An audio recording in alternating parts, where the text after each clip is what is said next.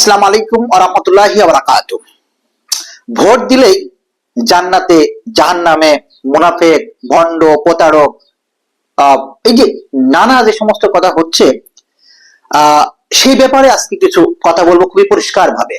নিশ্চয়ই আপনারা ধৈর্য সহকারে শুনবেন এবং বিশ্লেষণ করবেন। আপনাদের কোনো কিছু বলার থাকলে সাবলীল ভাষায় আপনারা সেটা লিখবেন, জানাবেন।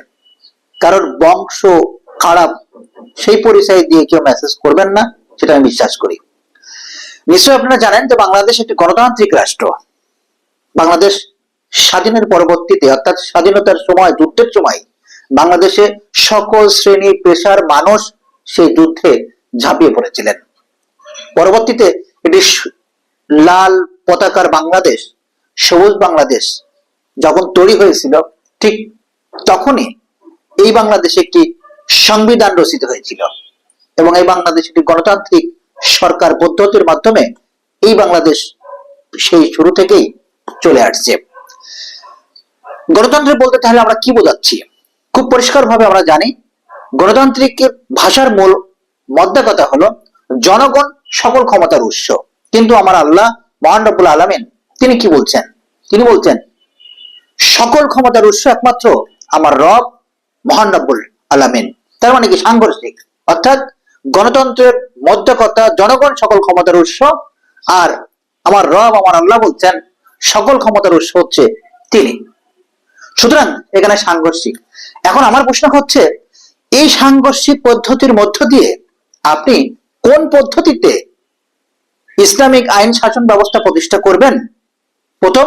দ্বিতীয়ত হচ্ছে, আপনি ভোট দিলেই জান্নাতে চলে যাবেন, এইটার আসলে মানে সারমর্মটা কি, এইটা আসলে আমি বুঝতে চাচ্ছি। আর এটা নিয়ে আসলে আজকে আমার এই এপিসোড। এখন আসেন, একটা ব্যাপার খুবই ক্লিয়ার, সেটা হচ্ছে এই যে আপনারা যারা বলছেন যে আপনার একটা ভোট যদি আপনি অমুকরে দেন তাহলে জান্নাতে যাবেন, অমুকরে যদি দেন তাহলে জাহান্নামে যাবেন, এই যে কথাটা আপনারা বলতেছেন, এখন বলেন তো, যেই মানুষটি হিন্দু ধর্মের, যে মানুষটি বৌদ্ধ ধর্মের, তিনি ভোট দিলে কিভাবে জান্নাতে চলে যাবে? এটা একটা প্রশ্ন, আমাকে একটা উত্তরটা দিয়ে যাবেন। সেকেন্ড প্রশ্ন হচ্ছে, যিনি নামাজ পড়েন না, রোজা করেন না, যিনি আপনার ইসলামের মূল ভিত্তিগুলো পালন করেন না, মানেন না, সেই ব্যক্তিটা শুধুমাত্র ভোট দেওয়ার কারণে কোন পদ্ধতিতে জান্নাতে যাবে, এটা একটু আমাকে বুঝিয়ে যাবেন আর কি। এবার আসি, আমরা বলছি জামাত, তারা বলছে তারা ইসলামিক আইন শাসন তারা প্রতিষ্ঠা করবেন। আমাকে একটু বোঝান তো দেখি, কোন পদ্ধতিতে তারা এই বাংলাদেশে ইসলামিক আইন শাসন প্রতিষ্ঠা করবেন? পদ্ধতিটা আসলে কি? কোন পদ্ধতিতে তারা আসলে এই কাজটা করবেন? আমাকে খুলে বোঝান আর কি। কারণ কি কারণে বলছি, দেখেন, ওনাদের যে চর্চা, ভাষা, নির্বাচনী প্রচারণা পদ্ধতি, সংযুক্ত কোনো কিছুই কিন্তু আপনার প্রমাণ করে না তারা ইসলামিক আইন শাসন ব্যবস্থা প্রতিষ্ঠা করার লক্ষ্যে তারা এগুচ্ছে। আপনি আমাকে জিনিস দেখান যে তাদের পদ্ধতিটা কি, আপনি এটা মিলাতে পারবেন না। তার মানে কি?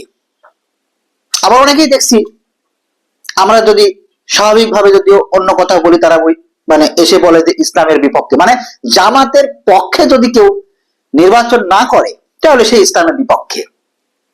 এই যে একটা ভণ্ডামি, ধান্দাবাজি, এই ব্যাপারটা একটা আমাকে আসলে আপনি বুঝান যে কোন পদ্ধতিতে এটা নির্ধারণ হচ্ছে। এখন দেখেন, হ্যাঁ, জামাত যদি ইসলামিক দল হিসেবে যদি তারা বলে যে সত্যি যদি তারা বাংলাদেশে ইসলামিক আইন শাসন যদি প্রতিষ্ঠা করতে চায়, তারা যদি একেবারে ইসলামের পক্ষে যদি কাজ করতে চায়, তারা ঘোষণা দিক, তারা এমন কিছু ঘোষণা দিক যে ঘোষণার মাধ্যমে জাতি বুঝতে পারবে যে সত্যিকার অর্থেই তারা ইসলামের পক্ষে এবং ইসলামের আইন শাসন প্রতিষ্ঠা করার জন্যই তারা বাংলাদেশে রাজনীতি করছে। এই একটা জিনিস আমাকে দেখান, জাতিকে দেখান আর কি। ইসলামিক দলগুলি তারা আজকে বলুক যে যদি তারা ক্ষমতায় যায় তাহলে এই যে নারীদের 5 ঘন্টা কর্মক্ষমতার কথা বলেছেন, এটা না, তারা বলুক যে নারীদেরকে প্রতিটি কর্মক্ষেত্রে পর্দার সাথে নামাজ পড়ার ব্যবস্থা বাধ্যতামূলক করতে হবে। জামাতকে বলতে বলেন, জামাত বলুক যে বাংলাদেশের প্রতিটি কর্মস্থলে নামাজের জন্য জায়গা রাখতে হবে। জামাত বলুক বাংলাদেশে আজান দেওয়ার সাথে সাথে প্রতিটি ধর্মপ্রাণ মুসলমানকে মসজিদের দিকে যেতে হবে। জামাত বলুক যে বাংলাদেশে নারীদের জন্য আলাদা বিশ্ববিদ্যালয় প্রতিষ্ঠিত হবে। জামাত বলুক যে নারীদের জন্য আলাদা পন্থার মাধ্যমে প্রতিষ্ঠান খোলা হবে। জামাত বলুক যে নারীদের জন্য আলাদা কর্ম ব্যবস্থা করা হবে। জামাত বলুক আজান দেওয়ার সাথে সাথে আমাদের সবাইকে এই মসজিদের দিকে যেতে হবে।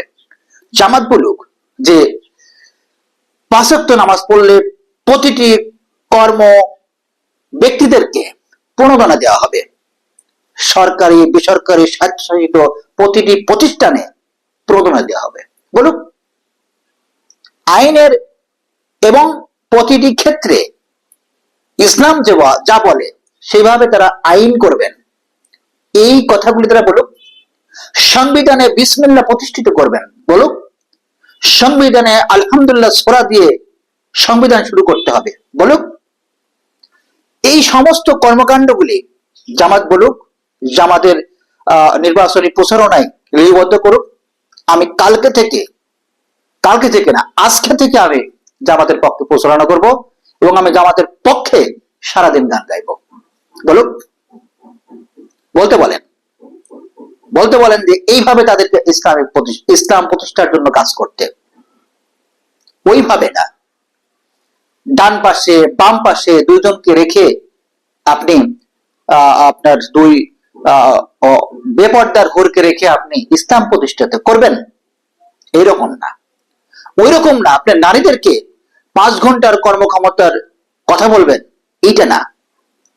এই সমস্ত ধান্দাবাজি, এই সমস্ত কথাবার্তা থেকে বের হয়ে এসে আপনি যদি ইসলামিক রাষ্ট্র করতে চান, ইসলামিক দল যদি করতে চান, মানুষকে যদি সত্যিকার অর্থেই ইসলামের পক্ষে আপনার নিয়ে যেতে চান, তাহলে আপনি আপনার পদ্ধতি, আপনার কর্ম ব্যস্ততা সবকিছুই আপনাকে সেই দিকে থাকতে হবে, অন্যদিকে নয়। এবার আসি অন্য কথাই, যে ভোট মানে এই 26-এ এসে 5 আগস্টের পরে যারা জামাত করছেন, জামাতের পক্ষে যারা রাজনীতি করছেন, তারা সবাই জান্নাতে চলে যাবে, সবাই জান্নাতে চলে যাবে। তারা সবাই ইসলামের পক্ষে, তারা সবাই ইসলামের পক্ষে, বাকি সবাই ইসলামের পক্ষে না। এই যে ভণ্ডামি পাটপারি, এইটা থেকে আপনাদেরকে বের হয়ে আসতে হবে। কেন? এইটা যদি আপনারা সত্যি যদি বলেন যে 5 আগস্টের পরে আপনি জামাত করলে পরে আপনি বেহেশতে চলে যাবেন, আপনি এটা হবেন ওটা হবেন, তাই যদি বলেন, তাহলে আমাকে একটু বোঝান তো দেখি। এই 54 বছর ধরে এই যে জামাত ইসলাম, তারা আওয়ামী লীগ বিএনপির সাথে কুলাকুলি করে, ঘাট ধরে, পেট ধরে, বসে বসে যেই রাজনীতি করলো, সেই সময় যারা মারা গেল, তাহলে কোন পদ্ধতিতে তারা শহীদ হয় কিংবা কোন পদ্ধতিতে তারা জান্নাতে যাবে, এইটা একটু আমাকে বোঝান, এটা একটু বোঝান। এখনকার মানুষ যদি জামাত না করার কারণে সে যদি জাহান্নামে হয়, তাহলে ওই মানুষগুলো আসলে কি হবে, আপনাদের নেতাদের আসলে কি হবে, একটু আমাকে বুঝিয়ে যাবেন। সুতরাং একটা ভোটের মাধ্যমে আপনি জান্নাত, ইসলামের পক্ষ, এই সমস্ত কথা যদি এই বাংলাদেশের রাজনীতিতে বলেন না, আমি এটা বিশ্বাস করি না। কারণ কি জানেন?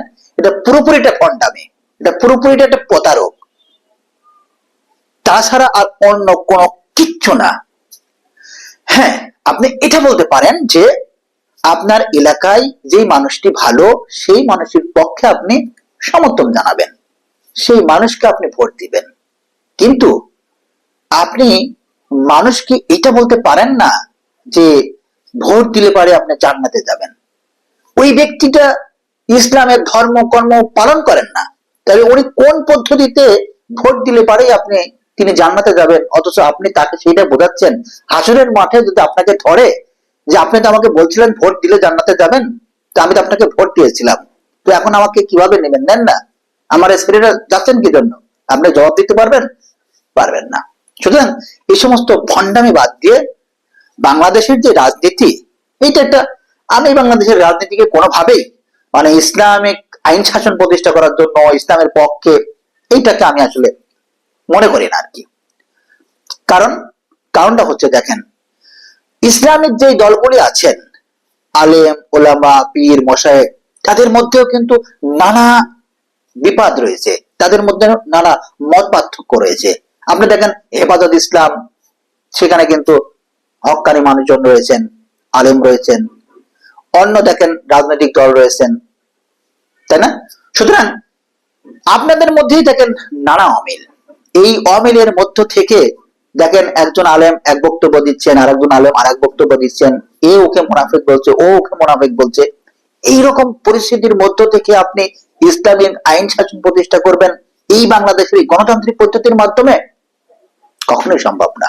সুতরাং এই সমস্ত ভণ্ডামি কথাবার্তা আমার কাছে আসলে ভালো লাগে না।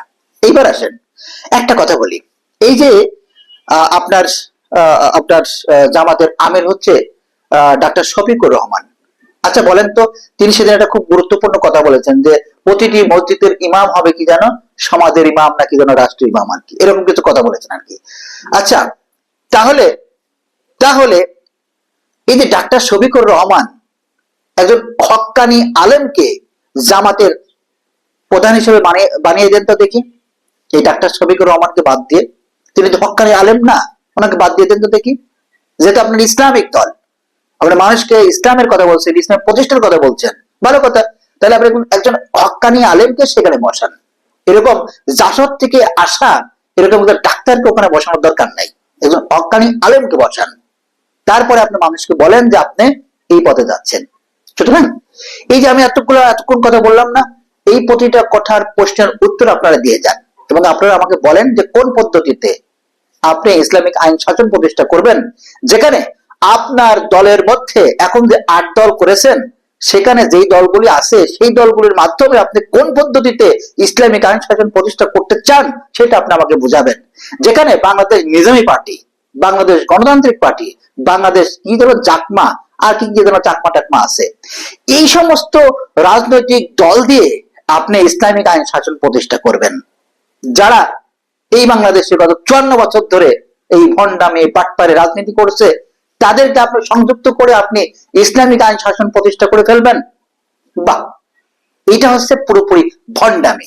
সুতরাং বাংলাদেশের এই রাজনীতিতে এই সমস্ত কিছু বাদ দিয়ে আসেন, আপনি নির্বাচন করছেন, আপনি ক্ষমতায় যাবেন, জনগণের ক্ষমতার উৎসের ক্ষমতায় যাবেন, সেই ক্ষমতায় আপনি যান, আমার কোনো সমস্যা নেই। কিন্তু মানুষকে ভুলভাল বুঝিয়ে দেশের মধ্যে একটি কন্দল সৃষ্টি করার পায়তারা করা কোনো আমি যুক্তিকতা দেখি না। সবাই ভালো থাকবেন।